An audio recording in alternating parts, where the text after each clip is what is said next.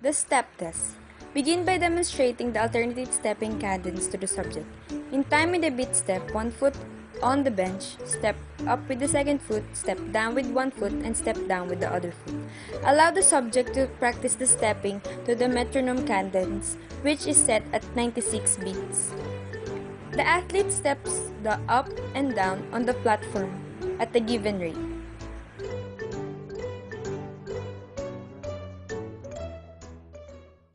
Muscular endurance, the ability of your muscle to exert force against resistance over a sustained period of time. Muscular power, the combination of muscular force and the speed of movement.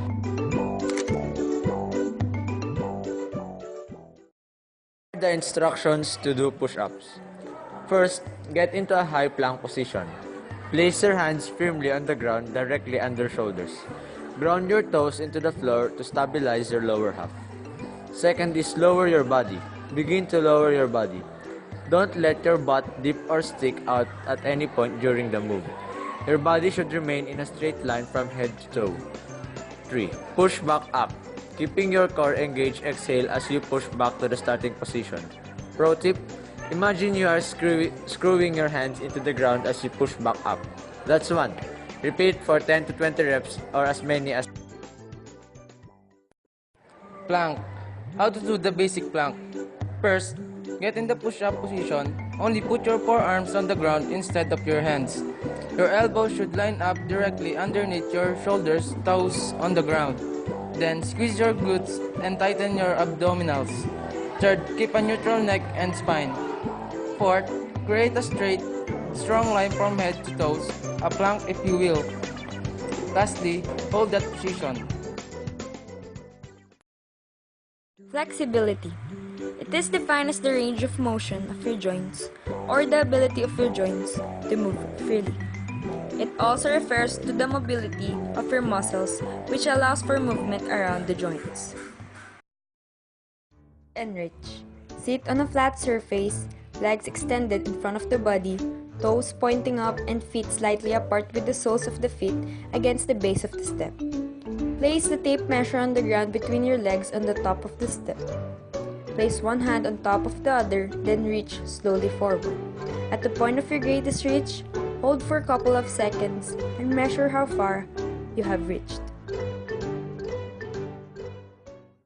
Back scratch test. This test is done in the standing position. Place one hand behind the head and back over the shoulder, and reach as far as possible down the middle of your back. Your palm touching your body and the fingers redirected downwards. Place the other arm behind your back, palm facing outward and fingers upward, and reach up as far as possible, attempting to touch or overlap the middle fingers of both hands. If the fingertips touch, then the score is 0. If they do not touch, measure the distance between the fingertips, a negative score. If they measure by how much, practice 2 times and then test 2 times. Stop the test if the subject experiences pain.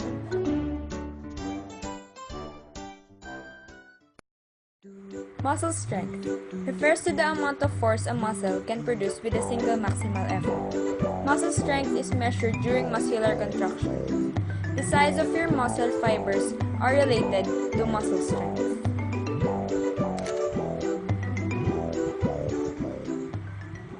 Curl ups. Lie on your back on a mat or directly on the ground. Lie on your back with your arm crossed over your chest. Bend your knees slightly until raise your up. Stop when your elbow reach your thighs. Lower your upper body back down. When you are going back down, you don't need to keep your abdominal flexed. Repeat with pace. Try going for a minute straight. If you have proper form, you should be able to 20 curl-ups without a problem.